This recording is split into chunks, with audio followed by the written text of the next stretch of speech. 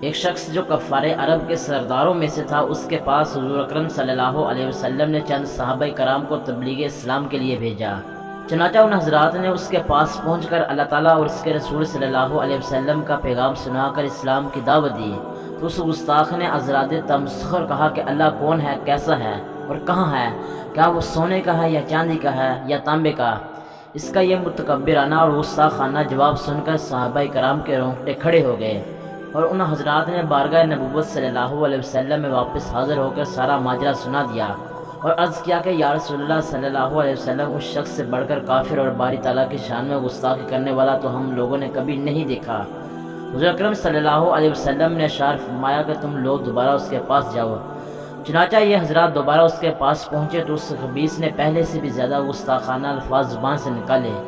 صحابہ کرام نے اس کی گستاخیوں اور بد زبانیوں سے رنجیدہ ہو کر دربار میں نبوت میں واپس پلٹ آئے تو حضور اکرم صلی اللہ علیہ وسلم نے تیسری مرتبہ صحابہ کرام کو اس کے پاس بھیجا،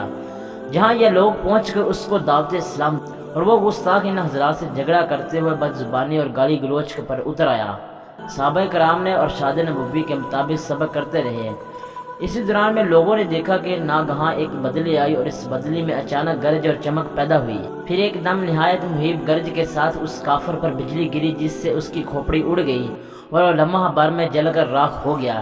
یہ منظر دیکھ کر صحابہ کرام بارگاہ اقدس میں واپس آئے اور حضور اکرم صلی اللہ علیہ وسلم نے فرمایا کہ تم لوگ جس گستاخ کے یہاں گئے تھے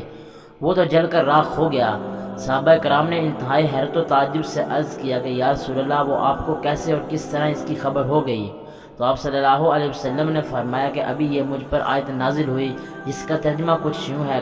اور کڑک بھیجتا ہے تو اس پہ ڈالتا ہے جس پر چاہے، اور وہ اللہ کے بارے میں جھگڑتے ہیں اور اس کی پکڑ تو سخت ہے۔ جی تو پیارے معزز دوستو، یہ تھی ہماری آج کی ویڈیو